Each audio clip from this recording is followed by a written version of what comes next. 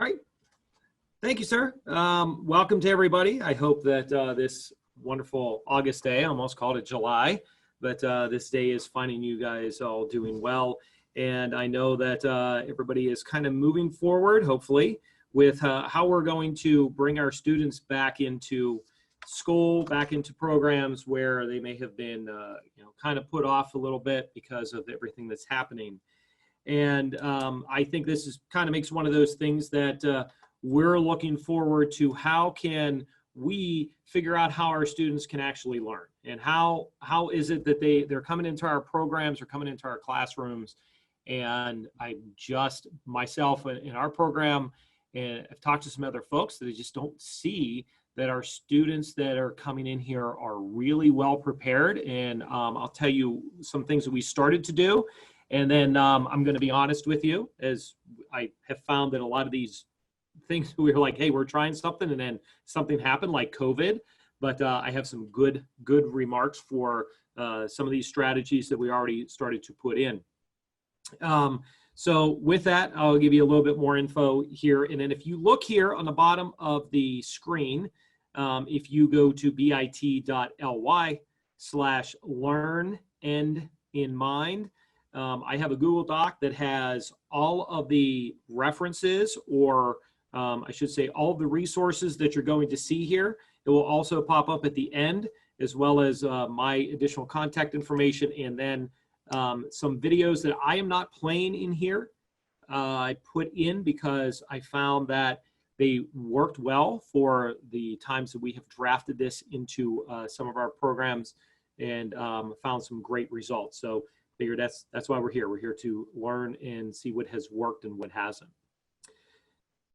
I think often we're left with problems of students coming in with inadequate study skills. They have very poor self-confidence. They are in a fixed mindset. And with all this, it leads to fear. And with that fear, it means that learning does not occur.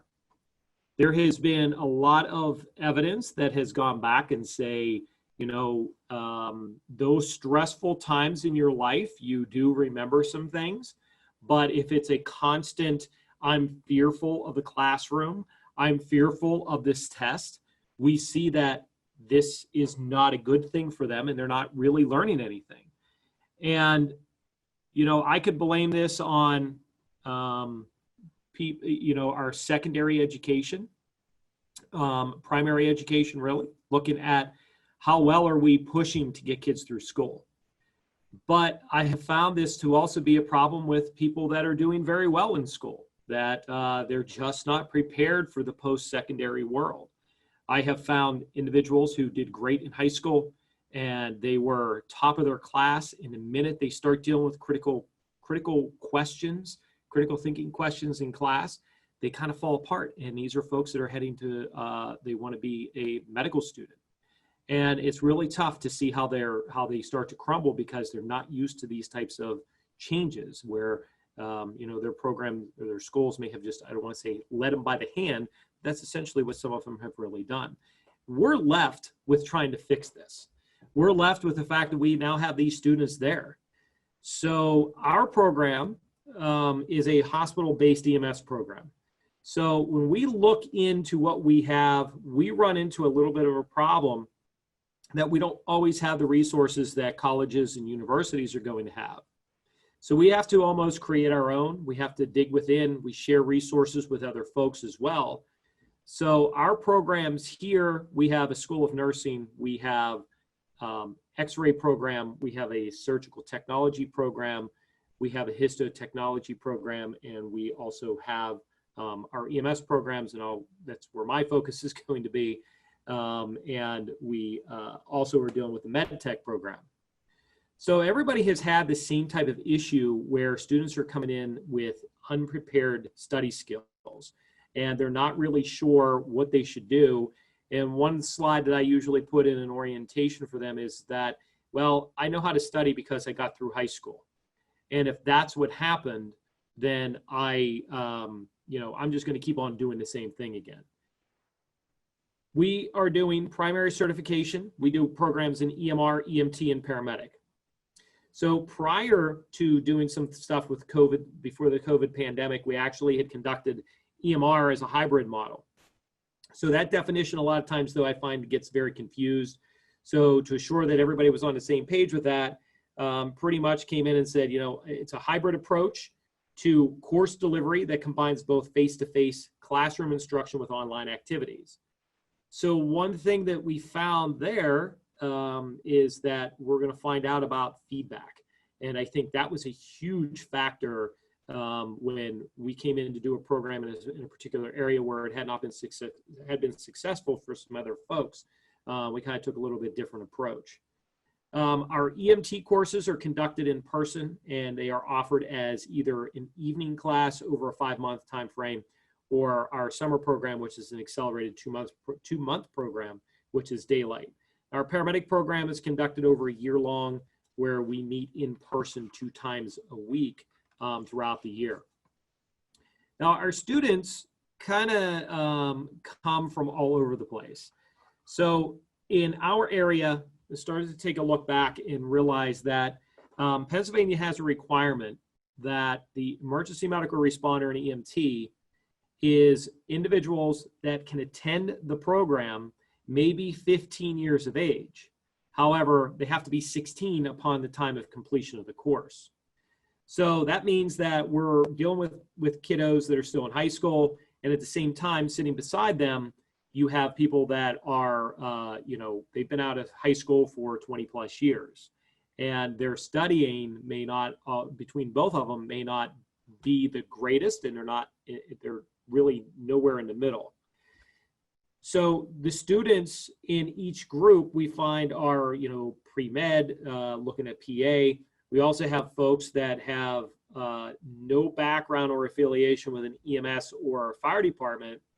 And usually, and just keep in mind that where we're at in Pennsylvania geographically, we have a large volunteer fire department organizations where we get a lot of the EMRs and some EMTs that are going to come into that aspect.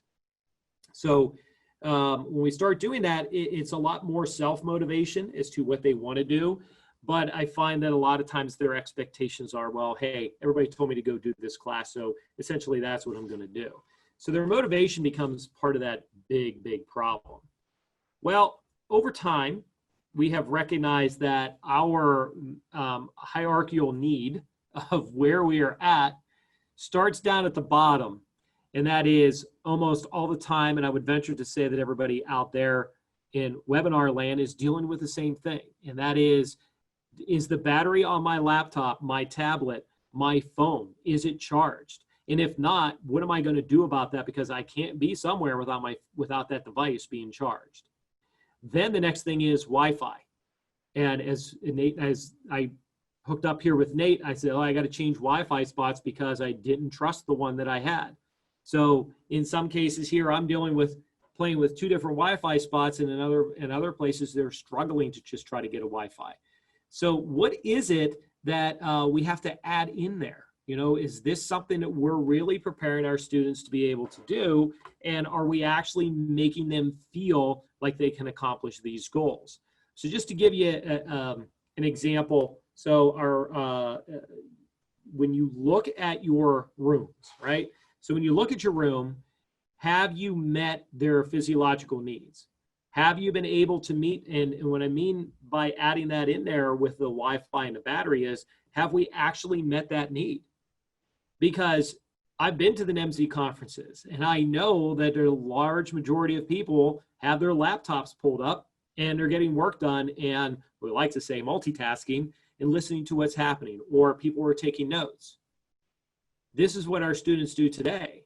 And I have colleagues in and around me who forbid that stuff in their classroom because they believe that the students are not going to learn. They're going to go and surf the internet, and they're going to go to Google, and they're going to go look up answers that they should already know. Well, we'll talk a little bit about that a little bit later on, but what is it that we need to give them for their basic needs? How well do they feel about belonging? And when we start getting into some of these things, we run into problems that we probably don't assess these as well. Our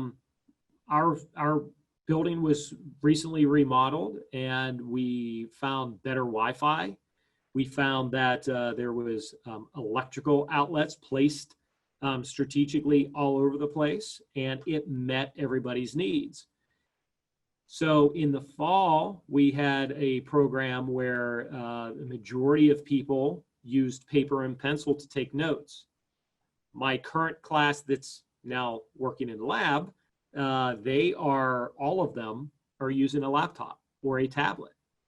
And our paramedic program, it's the same thing. They're utilizing a good majority of various devices, and it's because we've seen that increase since the battery life has been fixed, the Wi-Fi has been fixed, and it is making them feel a whole heck of a lot better. So probably about a year ago, I was in the, what I refer to it as I'm getting my mind in shape and my body in shape. So when I'm at the gym, I listen to podcasts. And one of the podcasts I was listening to had brought up about the fact that there is a significant number of college students who experience homelessness. And then in addition to that, many of those who experience homelessness are also food insecure. And I was I don't want to say taken back completely by it, but I was a little shocked that I had not really heard an awful lot about this. And maybe it was ignorance on my part. But when I started digging into this a little bit more and recognized that this is a big problem, that kids are going to college and the amount of money they're spending in books and housing and, just getting to and from class and then working creates a huge problem. Additionally, they're coming in, and if they're not properly hydrated or they're not able to eat very well, we're also going to have a problem that they're probably not going to produce. They're not going to be productive in what they need to do. So when we go back, and I'm just going to shoot back here real quick, if you go back and take a look at our basic physiological needs of food, water, warmth, and rest, we're going to bring those things in. And we're going to actually try to see how well we can change our environment with that. By the way, as I'm going through here, I had placed in the handout some information in relationship to the webinar that I was listening to about this. There's an entire book that is actually looking at how to address this issue. 2 schools pop up routinely in relationship to this. And this is from California, one from California and one from North Carolina. And they are trying to make sure that they can deal with pantries in relationship to their school. And how can they make sure that they get food to the people who actually need it and get where can people stay, not just staying in their car because they have nowhere else to go. We had started dealing with this because, as I said, our program is a hospital-based program, but we have some folks who come from a rather large university in Pennsylvania, and they will travel here. And our program still continues to go on in the summer. We're essentially 1 year. I mean, it stops on Friday, and we start a new class on a Monday. So these guys are running through the summer during their internship, and we bring them in. We do some other things. We do labs and just like what most of you do. And it started to pick up a couple years ago. We realized that they were searching for other housing. Now, these folks were able to find that housing, but then we started to ask questions about, oh, what about food? And you realize that they weren't eating as well.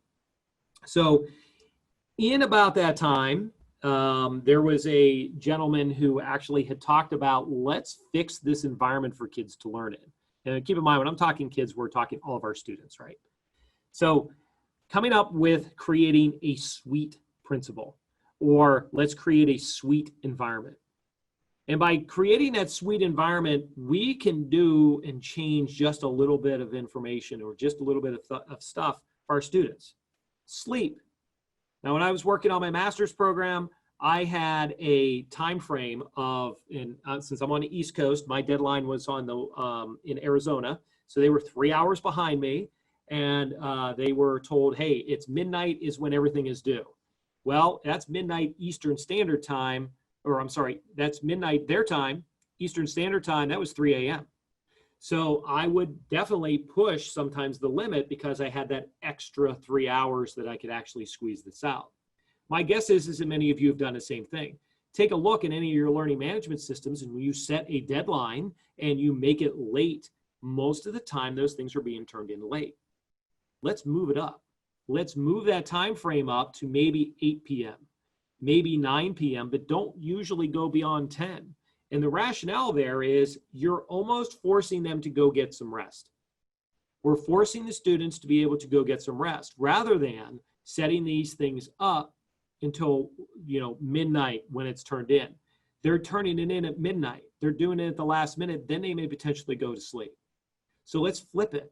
Let's make sure that we do these things a little bit early, and then it gives them a little bit more rest so they can be productive for us the next day in the class. What about water? Walking through airports, walking through your own campus, take a look around where you're at, whether or not it's in a hospital or not. Where are they getting water from? How are they going to stay hydrated? Because we know that if they're dehydrated, they're not going to feel well. They're not going to produce well. And this means that maybe, just maybe, one of those things from a marketing standpoint, and I'm trying to work with this as well, is let's give them all water bottles when they come in and has all your name and everything else on it. And now when they can refill that water bottle or they take it wherever they need to be, they're going to stay hydrated. And I think now with COVID, we've noticed that a lot of the water fountains are shut down, but they're still a sink. And it just makes life a lot easier with that whole water thing. Let's make sure that they stay hydrated. Exercise. I'm not saying go to the gym every day, but can they walk? Can they spend some time to actually just maybe meditate? Can they have the opportunity to take 40 minutes out of the day, half hour out of the day, to actually just stretch their legs, walk around, try to alleviate some of that stress, move it on to something else. They're being productive by diverting that stress elsewhere. We talk about it in class, but we take away the sleep, we take away their dietary needs, and we take away the exercise. Eating. We just saw the statistics in relationship to individuals who may be hungry. So not that we all have a lot of money in our budget, but really how much does it take? Could you set up a nice little snack cart? I can't keep snacks on my cart anymore. I head down personally myself to the local Sam's Club, buy some snacks that they have asked for, put them on the cart, and usually they're gone very quickly. And I've had a couple of them have told me this is all they got to eat. This is what they had. This was their supper. It's almost like they were in EMS before. But that is what they get. The water's been taken care of. They have something to snack on. And, students will ask, particularly during the daylight class or even in the evening, we take a little longer break so they can go get something to eat. Build that into your time frame. These working lunches sometimes are fantastic ideas. But if they're doing this each and every day, it's going to wear on them, and we're not going to get the best performance out of our students. What about time? Are we giving them the time to actually go and socialize? Do they have the ability to just let everything go for an hour or two and go be themselves? They don't have to be at a clinical site. They don't have to be at the school. They don't have a tutoring session to go to. They're just being themselves. They're being, they'd say it, kids. They're being human beings. That's what we need to give them time to do. So the gentleman that was talking about this, as they had adopted it inside of their college, one of the things that he found is that they had a lot of people that were coming into their dining hall in a college set, in a university setting. They were bringing people into their dining hall, but these kids would get their food and they'd leave. So they had more takeout than they had anything else. So he started asking them what it is that makes them realize that, why are you leaving? Like, why are you going back to your dorm? Why are you going here? And what they found out was that was the crappiest place for the Wi-Fi. So what they did is they adjusted the Wi-Fi. They increased the Wi-Fi in public places And when it got to their room, it actually was reduced so that the speed was not as great, and therefore it would force them into common areas where maybe the library, the cafeteria, you're talking any type of study area where people could actually be at, and it would give them some type of social issue. But at the same time, they recognize they can't take it all away. And they found a better performance. They also found out that if they adjusted what they could take back to their rooms, it forced people to actually be there and interact. And it got that whole social structure of that time frame there and gave them actual opportunities to sit and eat. And I think in EMS, we are kind of like that same way. You know, we eat when we can, and most of the time it's a working lunch. So we set up that environment. We start to set it up. Now we move into what is that mindset that these folks are bringing in. So in the resources, and here, I'm not going to really go in here and play it, but this is a video clip that is from Carol Dweck, who discusses about with the fact that there are different mindsets. And if you ever have students that come in, they have always been conditioned to fail, or to be afraid to fail, I should say. They're afraid of how people are going to perceive them.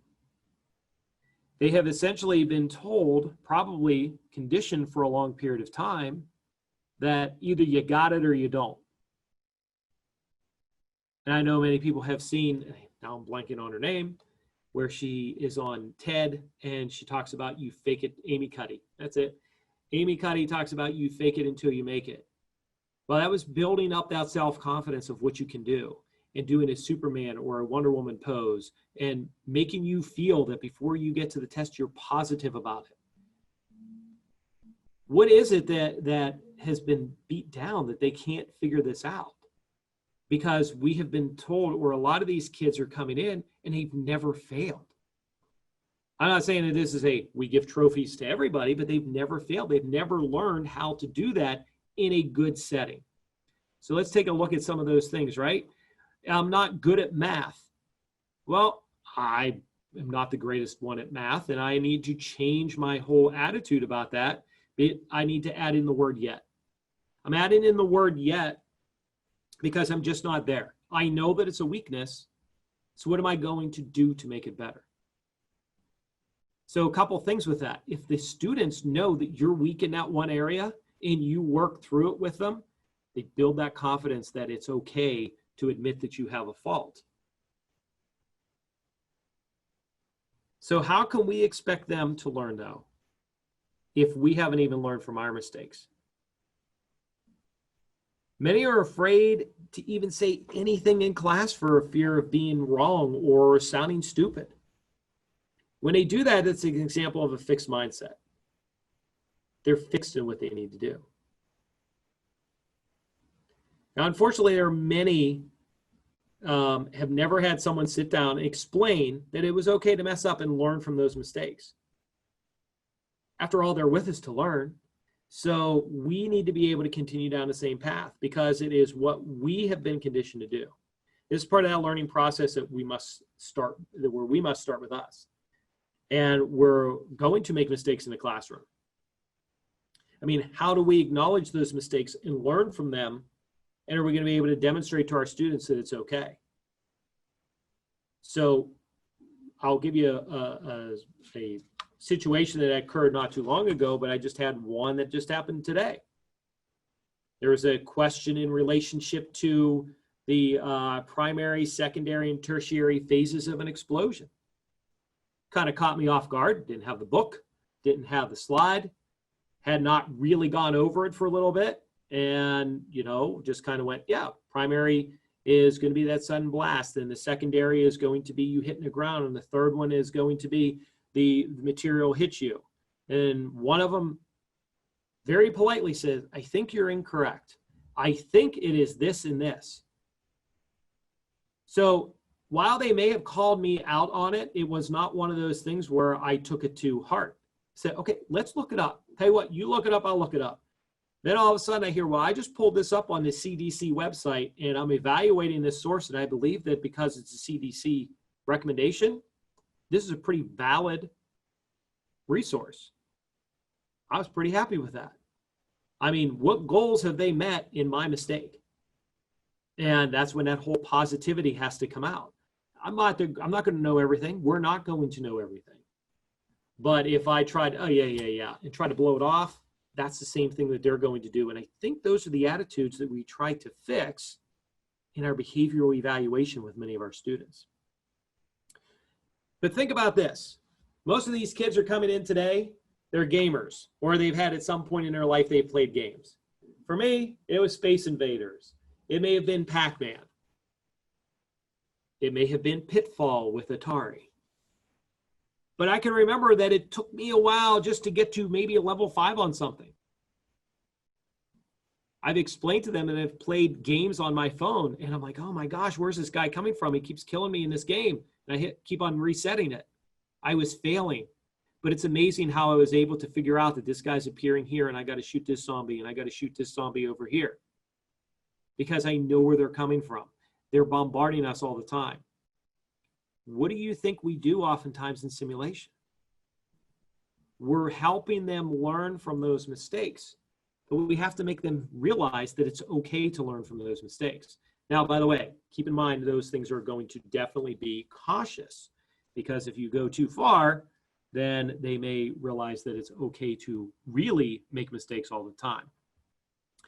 So it comes back down to let them see the human in you. In the growth mindset, which is kind of what I've been talking about at this point, is that the error is recognized, it's acknowledged, and then we correct it as part of that learning process. So I have this picture of our little Sim Junior up here because we had them come into our lab during the lockdowns. We were not allowed into the clinical sites. And we were allowed to bring them in small groups. We were very fortunate for this, allowed to bring them in small groups and do simulation.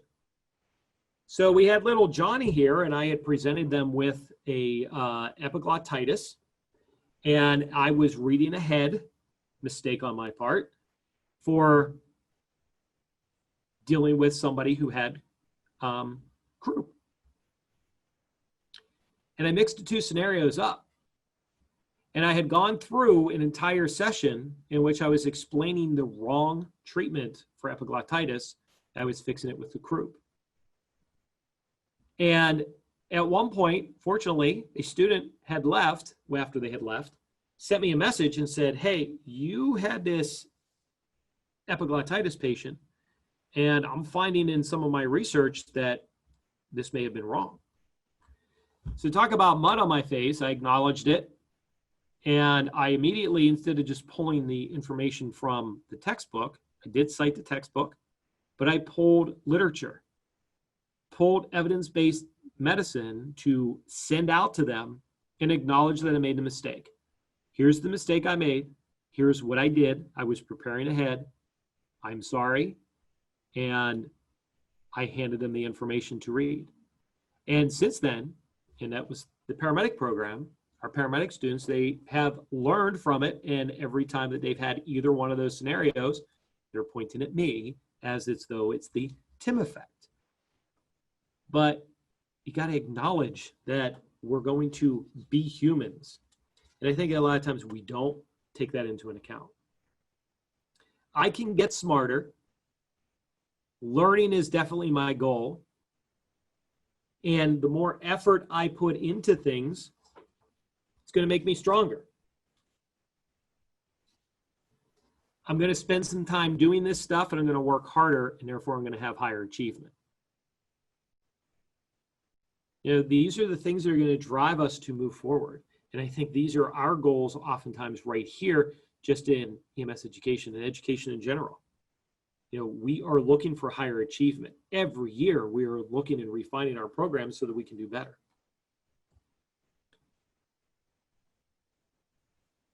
So you can look at things and say, well, you know what? Mindsets are great, but I have no idea anything about it. So we give this to the students. And this is again, this is a free resource. When you look at this, you get those mindsets to help students identify whether or not they have a fixed or a growth mindset. Now, you have to be cautious in a lot of this because I've seen people, and you see the book that I had recommended from Carol Dweck, that she will talk about people who have the false mindset, where, yes, we're trying to make things positive. We're trying to learn from the mistake, and I'm trying to move forward. But there are times in which we say, oh, yeah, that's what I'm doing. But the reality is that it's just a fake thing. We're not really completing the whole aspect of it. We're only adding it a little bit here and there. So we have the students take this in early on in the program as we're trying to see whether or not they can understand that it's okay to work hard and it's okay to ask questions. You know, if you set that environment up in the classroom, they're okay to ask questions. They're okay to send an email to you or a text about a question because they're not going to get their heads ripped off. That's the whole idea. What is your classroom mindset? So we've evaluated, or we give them that tool to see what it is that we want them to be able to do. Have we set up our classroom that same way? And in this one, when you take it, I would encourage you to take it. You will get information back, and it will talk to you more and more about what your classroom mindset is going to be and how you can improve it. To bring them in and let them realize that they can make mistakes. So when I was talking about the hybrid program with the group of EMR students, one of the issues that we had is I had individuals in there from an age range of 19 to 66. And some of them, when they were dealing with hybrid, they were having a heck of a time just with the computer. So their frustration, we have to get over that frustration. What resources do you have to be able to get them over that frustration of being able to use the computer? Is that you sitting down to be able to help them through the process, that little bit of extra time? Or do you send them on to somebody else or tell them to take a look at their neighbor, find out what they can do? Well, in this case, we were able to overcome those issues. And in addition to that, we found out that truly when they would finish up a section, they would come in and we would meet once a week and we would do skills and we would answer any questions. And we had a 4-hour skill session, but for the first hour, it was discussing, an actual discussion, had nothing to do with, there was a question, there were quizzes, I have to tell you that, yeah. So we had a quiz, but there were questions that led down the discussion to make them realize that in class, we were doing some other things. We were making them recall. And we're going to see some of those things here in a little bit. But we got to teach the students to be able to do that first. You just can't start throwing off these recall methods without preparing them for knowing what they can be able to come in and talk about. And by the way, these folks, even though it was in a different location, same deal. We had to meet the SWEET criteria. So deadlines were set earlier. They were brought in. We had breaks so that we could go get something to eat, drink. People were bringing stuff in all the time, and it made it a nice little environment where people were actually able to learn. So when we were just talking about these folks are coming in, we can take a look at things such as retrieval practice. Often we are providing a ton of information to our students.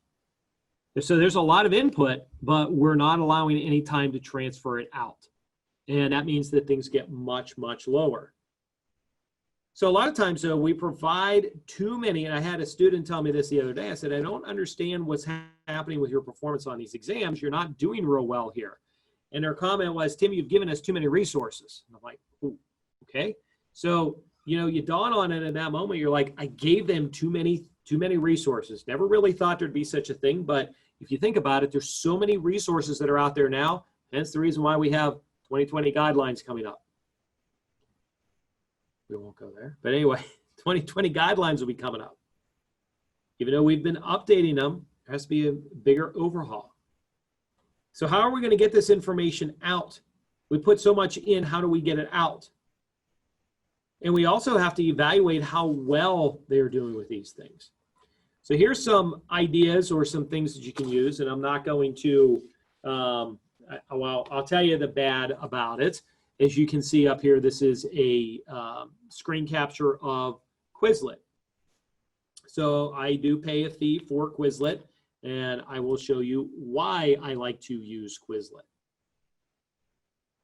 When we get to Quizlet, if you have already prepared the flashcards that they may use, such as this one, where they have to find out that, oh, hey, when you're performing compressions on a 67-year-old female, at what depth should you compress the chest?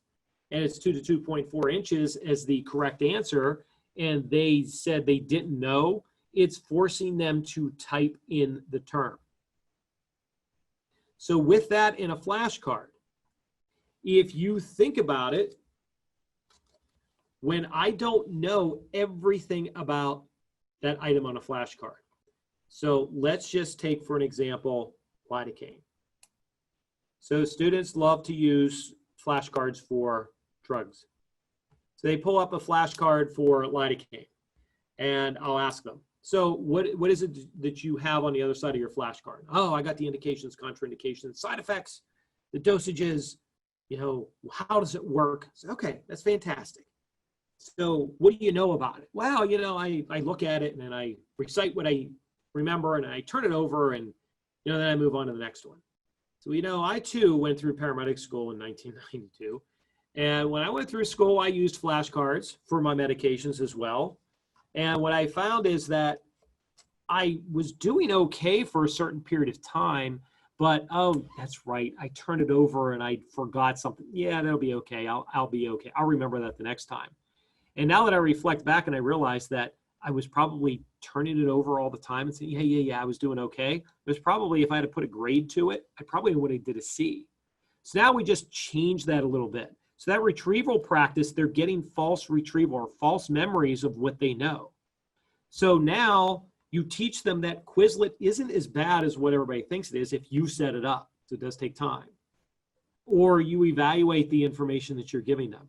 So if you're pulling it from somebody else out there, you can edit it. There are other ones that you can buy and use it to share for classes. But when you look at a flashcard, even if they write it down, have them, if they wrote their own flashcards, have them take that flashcard. It says lidocaine on one side, blank piece of paper. They have to write everything that they know should be on that other side. Indications, contraindication, dosages.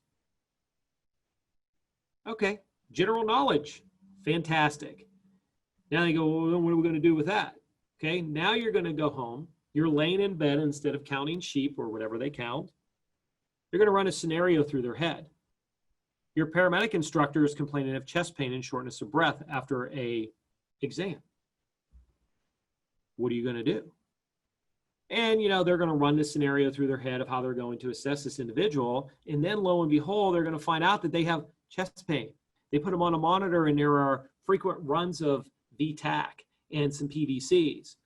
Now, in my drug kit, in my ambulance, at my service, I have available lidocaine, amiodarone, magnesium. Oh, I think I don't have it, but I bet you I could probably use procainamide.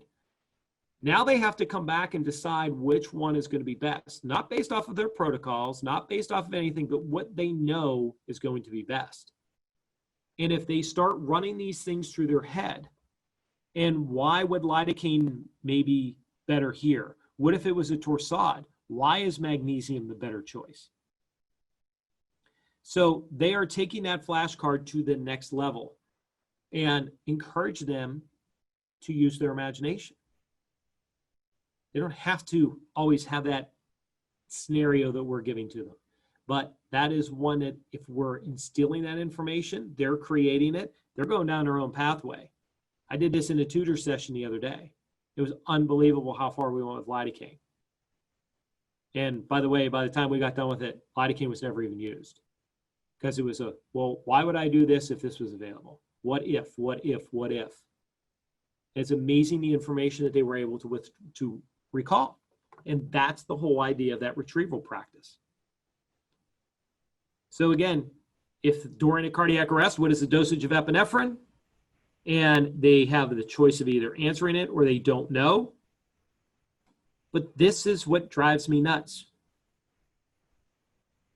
They could override it because they believed that they were correct. If they believed that they were correct, they had the ability to override it. And it's giving them this false recall. So we have to be careful, again, showing them how to use these tools that they're going to use anyway. The minute you tell them not to use it, they go do it. Well, what about feedback? So this is from, as you heard Nate talk about earlier, I'm not here to promote one product over another. We use FizzDAP in all of our programs. And this is from one of the study tools. And this is actually looking at their study tools to say, what is it that you're taking a look at? You know, I can see how they could miss the placement of a dual lumen airway device. And where should it be if you are getting absent epigastric sounds and you have good chest rise with each ventilation? Immediately, they're probably going to go right for trachea or not look at it correctly. But now they get the feedback, oh my gosh, I forgot, I didn't read the question. The dual lumen airway is designed to go into the esophagus. If we just give them a quiz with no feedback, they're never going to learn more information. They're just going to learn the quiz. They're going to learn the flashcard. So we have to give them the information. And you can set these up. You can set these up on your own. Programs such as Socrative, go to Socrative.com. It sets up free, excuse me, and you can set up your own quiz where it gives feedback to them. One of the ones that I love to deal with, and I think just because of time, I'm not going to be able to do it, but this would be Quizlet Live. What I love about Quizlet Live is that I get all the students in the class. And by the way, if you're doing this from the COVID standpoint, and I shouldn't really say COVID, but if you're doing this from a virtual standpoint, you can do this with them out not being in one physical location. Originally, this is designed to work with teams, and I loved working with teams because the students would sit down in a group, and oh, by the way, this is another thing that I learned from an MZ conference. So just one of those things that you're here, always great to go into these things in person and learn some more stuff. So with the Quizlet Live, you have the ability to be able to go in. They answer questions. They're placed into teams. I have them placed in randomized teams, so this way they're not with their buddy all the time. And there's maybe 4 people in a team, and each of them has an answer on their phone, one of 3 or 4 options, and a question pops up. They all get the same question in the team, but only one of them has the correct answer. And they have to work together to make sure that that is the correct answer, because if they answer incorrectly, immediately goes back to 0. So it's set up for teams to be able to work on it, or it can be done individually. And what's great about it is it says, here's what we learned, here's where we need to improve. Now the instructor has the ability to give them immediate feedback. And you've designed the questions. If you designed the questions, you know where you may have been trying to pull information from. They're your students. You know where their weaknesses may be, and now you can readjust your lesson plans as needed. And by the way, that is a quick formative exam or a formative activity that you're giving with no grade. Guess what? Most of them never want to know or don't ask about a grade in this. They don't ask for a grade in Kahoot, and it doesn't matter how old they are. They all love these things because they're being interactive. The minute that you put a quiz in front of them, they immediately want a grade for it. It's about the learning. Yes, they need to grade, but it's about the learning. It's so hard to get them over that hump that everything has to be given credit.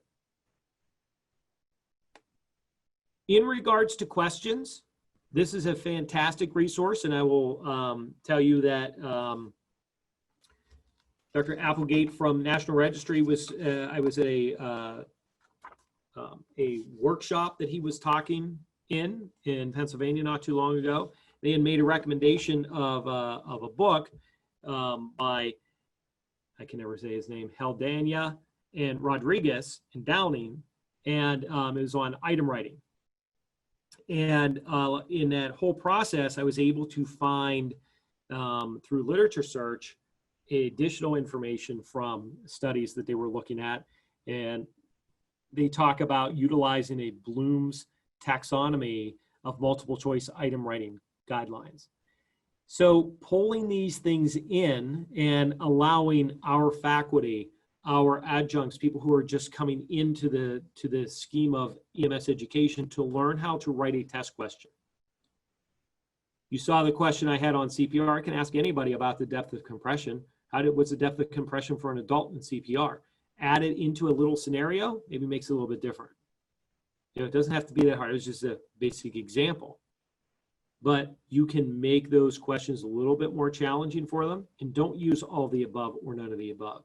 Getting them ready with their quizzes, getting them ready with their exams where they're at the same style. By the way, you got to add in the regular everyday knowledge questions that you would never expect to see on a final. But can you put these in words or put them in phrases that are going to be most beneficial to the student because they're seeing this style over and over again? One other thing that I have found, and I did this, and here's where I'm going to talk about from our EMR class. So our EMR class, when we were doing this, and the reason I use those the most right now is because our EMR class went through this. They finished up their exam. We had a 100% pass rate on a group that I believe for the 2 previous years, 2 other programs had gone in there to try to do some education with folks, and they found out that they were not doing so hot. Granted, it is only 1 class that we performed this in, but we were doing open resources like this, or I shouldn't say open resources, open answers. So when they were talking about, hey, here's the practice analysis, tell me what you know about airway management and go. Now tell me what you know about ventilation and go. And they had to write these things down, or after they'd give a couple minutes, just regurgitate what you know about it and get into a discussion. And they're reviewing everything that they would be expected to do in an exam. What are they doing about studying? Do they periodically study? Are they using mnemonics? You know, they have to actually come in and preview what it is they're going to do, going to class, which is one of those big questions anymore. Are they actually attending? Are they there and actually participating? When they take notes, if they take notes, are they reviewing that information? Are you giving them information that they can then go back and be able to fill in any gaps? Look at some questions that they feel that they need to answer. How do they study? Are they doing these little reviews, or are they actually waiting to the night before the exam and cramming everything in? And it stays in short-term memory, and therefore it never gets to long-term memory. So one way to help with that is to actually set that goal, teach them how to set a goal. And it should be, what am I going to do within the next 30 minutes to an hour of this study session? I'm going to set a goal that I'm going to spend 40 minutes on dealing with 2 medications. And I'm going to know everything there is to know about them. As they go through that process, I'm going to identify what that time frame may be. I'm going to give myself a reward. I have a cake baking in the oven. That's what they're going to use. Then we review at 5 minutes. So they're setting these study sessions at no more than an hour, 50-minute hours, really, if you think about some of these. And then they can go back and they can take a look. They're spacing these things out. One of my favorite things, and I discussed this or actually brought this up in some other groups, is that there is this idea, particularly with mind maps, and I love mind maps. So mind maps is trying to put a main idea, and then you branch things off and you bring it down to a twig. You can even bring it down to leaves, whatever you want to be able to do. So here's an example of a low techie way of doing things. And I just threw a picture up of chest pain as a complaint. And I threw another one up of shortness of breath. And I gave them a whole bunch of sticky notes, and they had to, make it go all over the place. Now, some of the problems that I've run into, and that's okay. They talk about chest pain. Well, a GSW, I get it, but at least they put it under trauma. So they were at least getting it in there, but I maybe wasn't so clear in the directions that they had. Another way, bring in up to a point a complaint of shortness of breath before they go into a scenario. You're told, here is what you're going to have. You're going to have a patient who's complaining of shortness of breath. Now, many of you are probably sitting there saying, whoa, whoa, whoa. I don't want to do that. I don't want to give them an idea of what it is that they're going in for. But there is evidence in our world, in the world of simulation, that if you prepare the student with a complaint, they have the ability to then research it and apply it quickly. And as a result of that, it sticks better. It goes from that short-term memory into long-term, and they can pull it back out. So we set this up as a complaint of shortness of breath, and they created this. The only thing I did was write it up on the board. So this was on a Promethean board. We saved it, sent it out as a PDF to them, and it's not complete. There's still other issues that can go on. But if there were things that were put up there, we just threw them up. They had to tell me where they were going. And then we created a scenario. And they had to get up and they had to involve and they had to, sit down with the scenario, tell me what's going on. When it got to a point of what their differentials were, I kind of reversed engineered it is what I'll call it. I came up with the, tell me 4 things that you think may be going on with this guy who's complaining of chest pain. They gave me the 4 things. Now, what are 4 things that you're going to consider to do? And they pulled up the 4. We then wrote the question. So we reversed engineered it because they had the information. They asked this information as part of the assessment, and they were using this as a background. They were looking at this to try to recall the resources, the information that they already had, and yet they still had or were aware now of what the shortness of breath was going to be. So it gave them 2 questions that we could pull later. I can adjust this. Again, it's in class. It doesn't have to be perfect, but they were able to identify that it was the AMI, by the way. It wasn't the pulmonary emboli. Okay, so we had to go take a look at why O2. You can see that I changed a little bit here. It's because we changed some things. What if this happened? And we dropped the O2.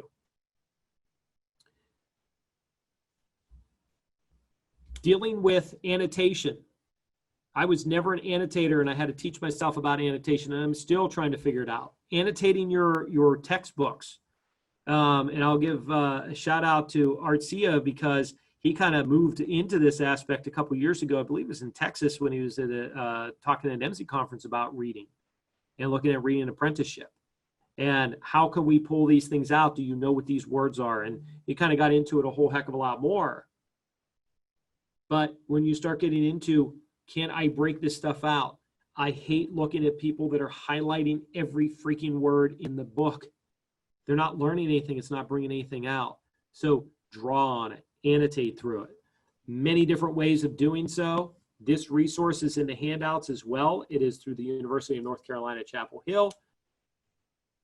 They have a lot of great information in here on their Learning Center about how to annotate.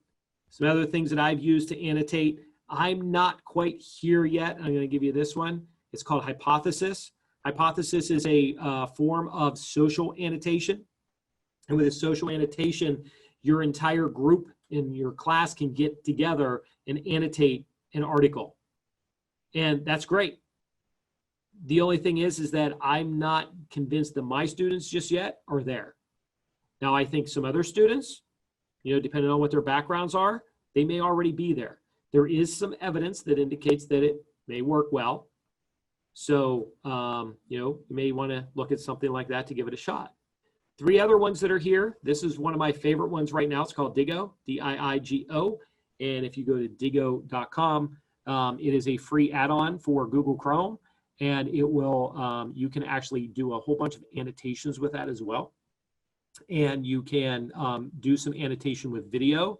And for everything that I've been using with it for over a year has been fantastic. I can send things out to team members and we can share articles that way. So it has a lot of great uses. The other 2 that are here at the bottom of the screen, using OneNote or utilizing Google Keep. Again, these are great ways to annotate information. If they're in the textbook, why can't they write it in digital format if they don't want to write it in the book or in a notebook? They can always use the digital information that's there. This guy is fantastic for the students. I think that He's probably right about their age range. He just finished up some stuff with college, and he's talking to them about how to annotate. And he's reading 3 books at one time in this video, and he's giving him 3 different ways in which they can annotate. Utilizing tabs, he's utilizing a notebook, and he's explaining why and how he's reading for each one. The other video here is how to remember more of what you read. He's actually describing how you read an academic book versus like a cookbook, things in which you're going to actually have to do some type of practical use to. Almost seems like things that we would do in EMS. I mentioned earlier about reading an apprenticeship, so I got to go back there to say, you know, Art brought this up to our attention a couple years ago, and really definitely worthwhile to take a look at. And there are some great downloadable resources that are free to help students learn how to read better, and make sure that literacy is really striving very well in our environments, because some of these kids are coming in and they don't know how to read well. So I got through there to finish that up at about 3 o'clock. So I guess I will open that up to any questions. Yeah, thank you very much, Tim. That was a really awesome and informative presentation. We did have a question that's more of a comment came in that I was wondering if you could address. I don't know if you wanted to read it. It's submitted in the chat in the Q&A, and then we also had a pretty robust question coming in the chat that would be great for you to address if you had time. Yeah, so I'm looking at the first one. Do you take time at the beginning of a class to teach students how to study and how they learn? Well, 2 things with that is that, yes, we sit down and kind of go through. There is some stuff that I put in here that I actually use in the handout. There are some resources that I actually use as video as a launching point to actually have them go through a process to learn how to annotate, how to work on memory, how to like do retrieval practice, because we find out that a lot of them don't understand it. They see the flashcards. So we'll teach them how to study that way. As far as how they learn, I'm going to go off of of where you're looking at is the learning style. And I got to say that the learning style phenomenon, I am not a believer in, and there's a lot of evidence that kind of is pushing that out, that if you teach to the mind and the more senses you bring in, the better off it's going to be. I think that's kind of been one of those awesome things. So I'm glad that the science has kind of debunked the this auditory, this, that, because people were pigeonholed in. So we do find out how well they do, but if you go off of the universal design of learning, they actually will tell you that, you know, here's how you teach to everybody, and it also includes any of your inclusion folks, particularly if you're at a college level that you might run into a problem with. The other one is I make it a rule in my class, passing is 100%. You take the test or a quiz and give me your answers. You get it back and you have to correct all your wrong answers until you get 100%. Also add references for any incorrect answer. I love it. Love it. It does. It absolutely gives the students an opportunity to learn from their errors and how to improve with them. That is a fantastic idea. And so when you get into that type of stuff with the test, it is a fantastic idea. I love being able to go back in there and find out why things were right and why things were wrong. And I think it gives them a great opportunity to take a look through their book, because sometimes as teachers, we don't tell them to go back and take a look at the book. So love that one. Yeah, we do that too. We don't give them 100%, but we make them go back on some of those quizzes and exams, and they have to come back and answer those questions. Any thoughts on metacognition? There is a lot of overlap with what you presented today. Absolutely. I think that, and I think that kind of goes back maybe a little bit to that whole learning issue, is to what students think that they know. And so where I started to find out with some of that metacognition is making them aware, is that if I throw in, like I did, and the only reason I brought up about the lidocaine is because that was just something I did recently with one of them. And it was at that point that they're like, oh, I didn't know that. I didn't know this. They now didn't realize what they didn't know, or what they didn't understand correctly. So we saw that individual then went back and started to change some of their input. So I think there is definitely a lot of definitely a lot of crossover, and probably something that I will look more into, because it is something that we now have to teach our students how to be able to be aware of what they learn. and how well they learn.